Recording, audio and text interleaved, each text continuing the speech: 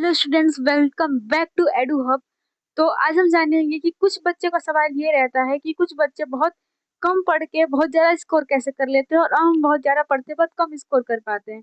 हम daily daily classes जाते हैं, डेली कोचिंग ज्वाइन करते हैं, 2 आवर कोचिंग करते हैं, 6 आवर का हम लोग क्लासेस करते हैं स्कूल में, घर पे आके भी पढ़ते हैं, लेकिन हमारे नंबर टॉपर के नंबर से कम क्यों आ जाते हैं।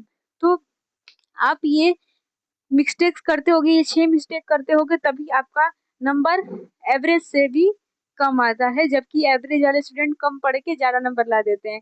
तो आइए जानते हैं क्या वो कमी है। पहला है, हम एवरेज की स्ट्रेटेजी जानते हैं। एवरेज की स्ट्रेटेजी क्या है कि वो एग्जाम टाइम सिर्फ इम्पोर्टेंट क्वेश्चन पढ़ेगा।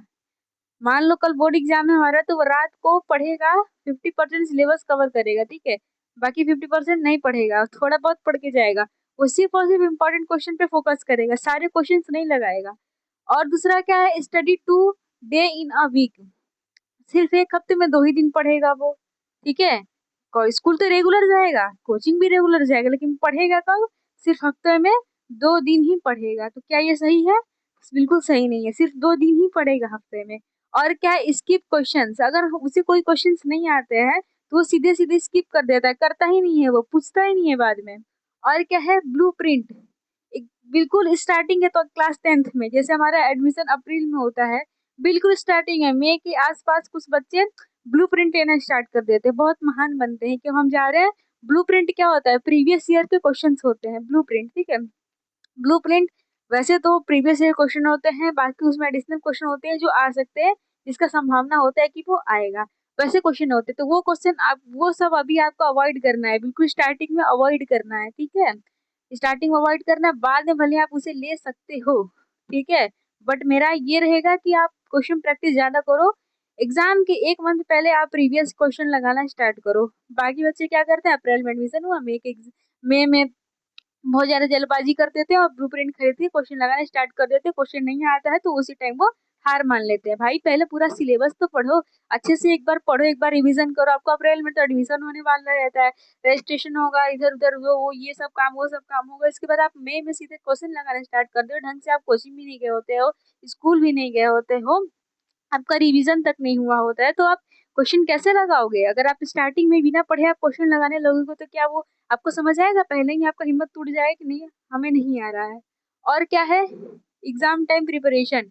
एग्जाम से एक रात पहले बैठ के प्रिपेयर करेंगे कि हम कल एग्जाम है तो आज हम प्रिपेयर करने चले, ऐसे करेंगे। तो ऐसा नहीं करना है आपको। एग्जाम से एक हफ्ते पहले आपको पता चल जाता है, शेड्यूल बहुत पहले आ जाता है, आप हर एग्जाम के एक हफ्ते पहले तैयारी करना शुरू कर दीजिए। और क्या है, लास्ट टाइम क्या करते हैं, लॉन्ग वीडियो देखेंगे, वन शॉट देखेंगे, ना उनका नोट्स कंप्लीट रहेगा, ना उनके पास कोई सिलेबस का पता रहेगा, ना उनके पास किसी भी तरीके का नोट्स रहेगा, शॉर्ट नोट कुछ नहीं रहेगा उनके पास। वो लास्ट टाइम क्या करेंगे, वन शॉट देखेंगे, लॉन्ग वीडियो देखेंगे एक रात पहले कि 11 घंटे का आएगा लेक्चर, वो देखेंगे। सुबह 4 बजे लाइव आएंगे सर, वो पढ़ाएंगे, वो देखेंगे।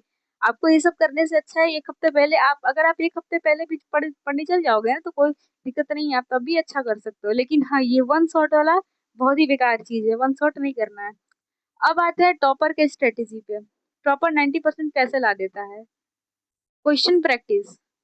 वो स्कूल गया, 5 घंटे 2 घंटे कोचिंग गया, इसके बाद आया, कुछ देर खाया पिया, आराम किया, फिर रात को वो क्वेश्चन का प्रैक्टिस किया। एवरेज बच्चे क्या करते हैं, कॉलेज तो जाते हैं, कोचिंग जाते हैं, क्लास भी करने डेली जाते हैं, बट क्वेश्चन प्रैक्टिस नहीं करते हैं। जितना उन्हें क्लास में कराया जाए सिर्फ उतने क्वेश्चन वो करते हैं, बट घर आके वो नहीं करते हैं। ये भी एक एवरेज स्टूडेंट है, टॉपर स्टूडेंट नहीं करता है वैसा। टॉपर स्टूडेंट क्या करता है, क्वेश्चन की प्रैक्टिस करता है, जो भी क्वेश्चन से कराया जाए उससे रिलेटेड घर पे आके क्वेश्चन करेगा, भले रिलेटेड ना करे, लेकिन जो क्लास में पढ़ाया जाता है उसको आके घर पे प्रैक्टिस करता है वो। सेकंड क्या है, कंसिस्टेंसी, मतलब लगातार वो उस चीज को पढ़ते ही जाता है। ये नहीं कि हफ्ते में 2 दिन पढ़े। कंसिस्टेंसी का मतलब ये नहीं कि एक दिन अगर हमको टाइम नहीं मिला तो 2 घंटे पढ़ लिए, ठीक है, 2 घंटे पढ़ लिए, लेकिन पढ़ना है। अगर आपको 1 घंटे का भी टाइम मिलता है तो पढ़ो, कंसिस्टेंट रहो, डेली पढ़ो। आप अगर एक्स्ट्रा क्वेश्चन नहीं भी लगा पा रहे हो किसी दिन, तो आपको जो कॉलेज में पढ़ाया गया, कोचिंग पढ़ाया गया है, वो क्वेश्चंस लगाओ। इसके बाद क्वेश्चन सर्कल करो। अगर आपको कोई क्वेश्चन नहीं आ रहा है, अगर आपको कोचिंग में पढ़ाया गया है, स्कूल में पढ़ाया गया है, अगर आपको क्वेश्चन नहीं आ रहा है वो, तो उस क्वेश्चन को सर्कल करो, मार्क करो, कॉलेज में जाके, स्कूल में जाकर पूछो कि हाँ मैं नहीं आ रहा है ये क्वेश्चन। एक बार नहीं 100 बार पूछो तब आएगा, ठीक है। इसके बाद नेक्स्ट है प्रीवियस ईयर क्वेश्चन। ये बिल्कुल लास्ट टाइम स्ट्रेटेजी है, एग्जाम के 1 मंथ पहले करना है। कुछ बच्चे क्या करते हैं, स्टार्टिंग में क्वेश्चन लगाना स्टार्ट कर देते हैं। वो तो ना ही कॉलेज में अच्छे से पढ़े होते हैं, ना कोचिंग में अच्छे से पढ़े होते हैं। फिर आप सीधे क्वेश्चन लगाना स्टार्ट कर दोगे तो पहले यहाँ पर हिम्मत टूट जाएगी कि मेरा हमको कुछ नहीं आ रहा है, तो करेंगे कहाँ से। इसके बाद आया 1 hour revision. Daily 1 hour revision करो, 1 आवर नहीं 30 मिनट्स भी कर लो आप रैपिड रिविजन लगा के, तब भी हो जाएगा। आपके पास शॉर्ट नोट्स होने चाहिए हर चैप्टर के, और लॉन्ग वीडियो अगर आप देख रहे हो तो उसमें से खुद से शॉर्ट वीडियो आप ला के उस पर कर सकते हो, उसमें शॉर्ट नोट्स बना सकते हो। अगर आपके पास लॉन्ग वीडियो तो उसमें से आप खुद समराइज करके कुछ कुछ चीजें पॉइंट में बना के, बुलेट पॉइंट में बना के आप लिख सकते हो, ताकि वो चीजें आपको एग्जाम टाइप में बहुत हेल्प करती हैं। इसके बाद आपका एक और है डायग्राम। आप डायग्राम बनाना सीखो। अगर आपको, जैसे हमारे चैप्टर नंबर 1 में है लाइफ प्रोसेसेस में क्या है, हार्ट के बारे में है, रेस्पिरेशन है, तो आप हार्ट को बनाओ, उसके बारे में सारी चीजें लेबल करो।